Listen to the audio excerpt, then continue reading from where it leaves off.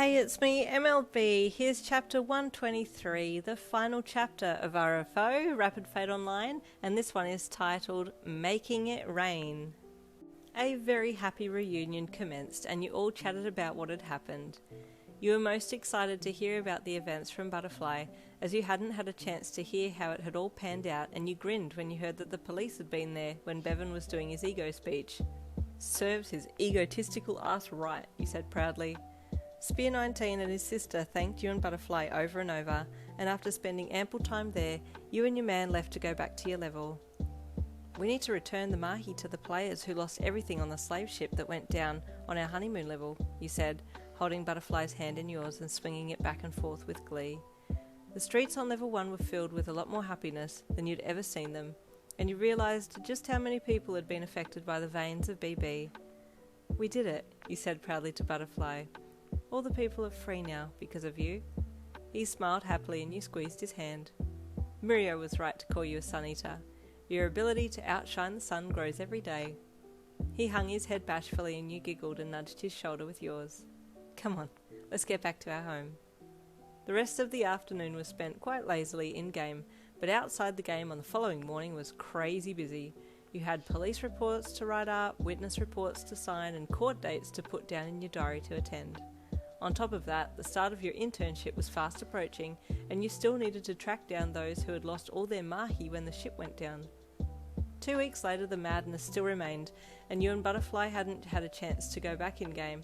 But that was fine, because you were spending a hell of a lot of time together in real life, looking for an apartment together.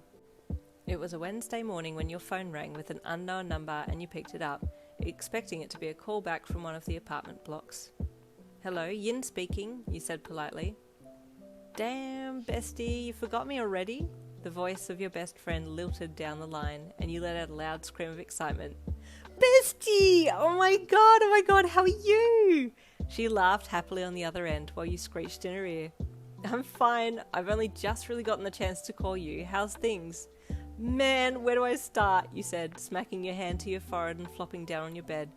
It's been a crazy month. More than a month. Babe, it's been like 3 months. Seriously? You said with shock. Surely not. Yeah, it has. Whoa. Yeah. So, how are you? Are you okay? Did you get a job? You asked, initiating the conversation. You chatted to your bestie for a good hour, laughing and catching up on everything, but as the hour came to a close, she had to excuse herself to go and help her family, and so you let her go. Thanks for calling, you said to her, smiling into the phone. I've missed you, she said softly. Same, bestie, but don't be a stranger. Call me anytime, you said encouragingly. I will. Good luck with the apartment hunting today, she replied. Thanks, we'll need it. After saying your goodbyes, you hung up, then pulled your phone from your ear and looked at it.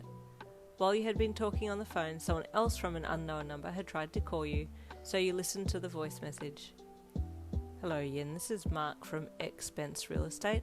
Your application for the apartment on Hero Street has been successful, and I would like to first of all extend my congratulations, and secondly, talk about next steps.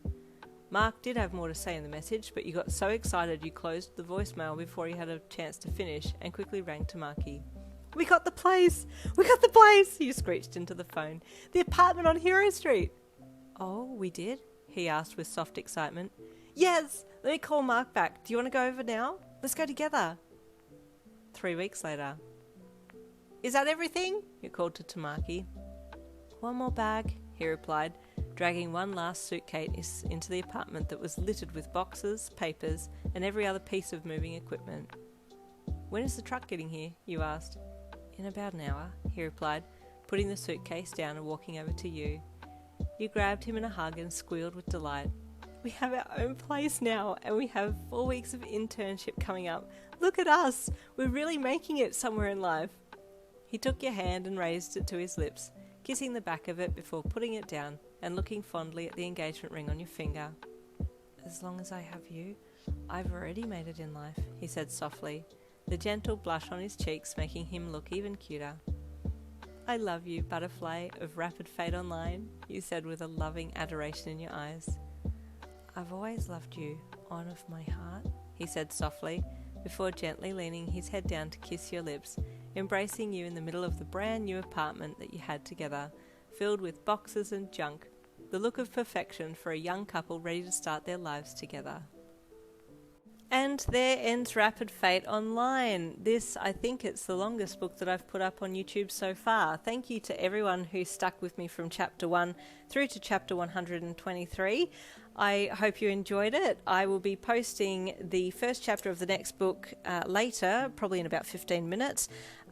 It is still the same concept as RFO. It still uses RFO, but instead of Tamaki being the protagonist of the book, it's going to be Mirio. So if you enjoyed the concept, stay tuned for the Mirio version, the spin-off of Rapid Fate Online titled Takedown. See you then.